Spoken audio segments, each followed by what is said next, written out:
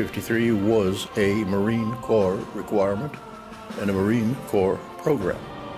And the soundness of that basic requirement, I think, has been confirmed by the fact that we started with that CH-53A. Now we're currently prototyping the next generation CH-53. So somebody did his homework correctly. 53 is the heart and soul, though, of what the Marines do. The others are in support and add to all of it. The 53 is the key. You take a look at the pictures of the 53 from literally before I was born. The 53A was designed in the 60s. It started flying in Vietnam. That's almost 50 years ago. And you can see the evolution of the A to the D and the D to the Echo. And the Echo, that was a huge leap there.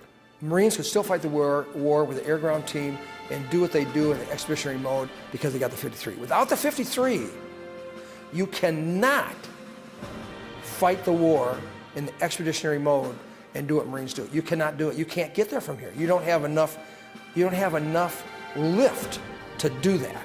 This weapon system or aircraft was involved in missions of great importance to the United States of America.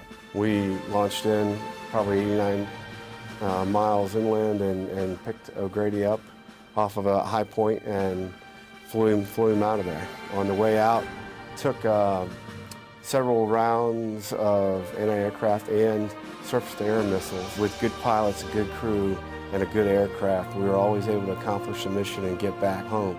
Think of it as this person is sitting there and they are miles from home.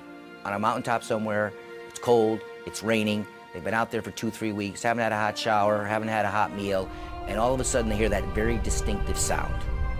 And if you've ever heard a helicopter come aboard, the first thing you do is you look up in the sky because it's that distinctive.